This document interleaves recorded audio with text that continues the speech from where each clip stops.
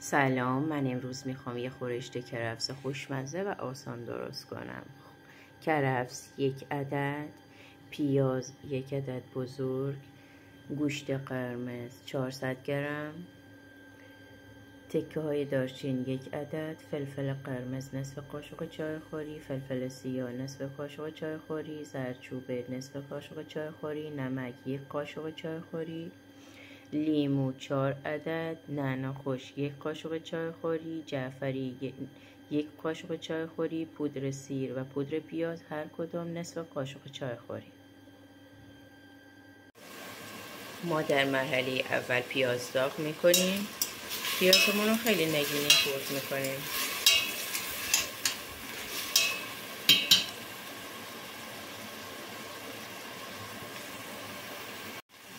بعد از اینکه پیاز یکم تفت داده شد، ما میایم پودر پیاز، پودر سیر، نعنا خشک و جعفری خشک بهش اضافه میکنیم. فعلا این ادویه رو اضافه میکنیم.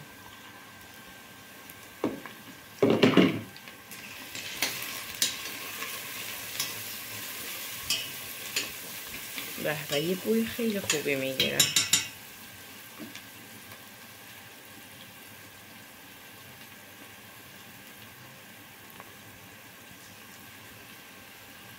خب پیازمون داره کم کم سرخ میشه با اضافه کردن نعنا خشک و پودر پیاز سیر و پودر پیاز. یه بوی عطر خیلی خوبی گرفته. الان دیگه پیازمون سرخ شده، میایم گوشت اضافه میکنیم.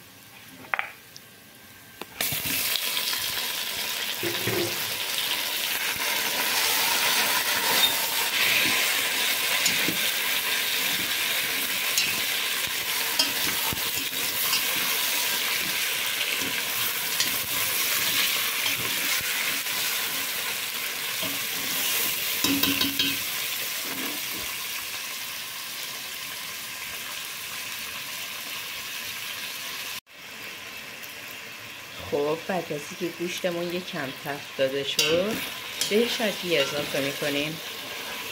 زردچوبه، فلفل قرمز، فلفل سیاه، نمک، تکه‌های دارچین.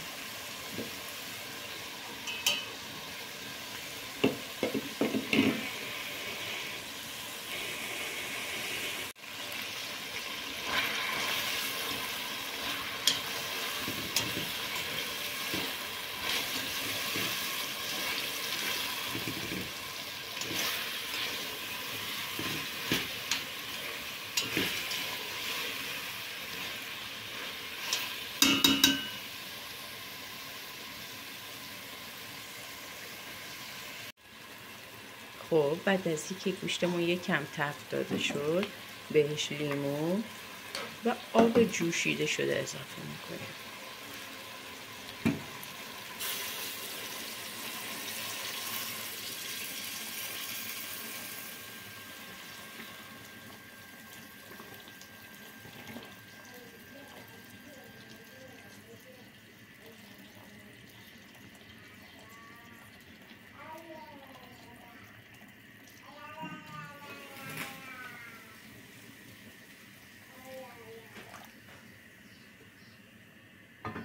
خب حالا میریم نوبت سرخ کردن کرفسمون.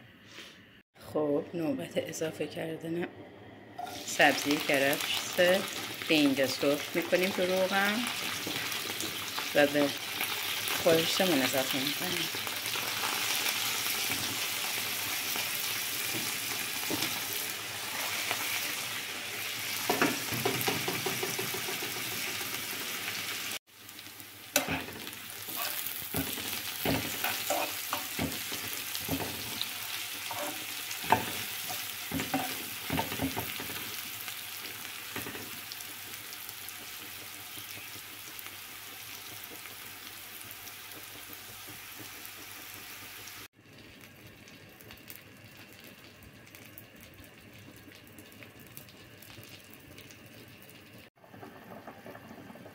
خب این هم از خورشت کرفس ما که کم کم داره آماده میشه.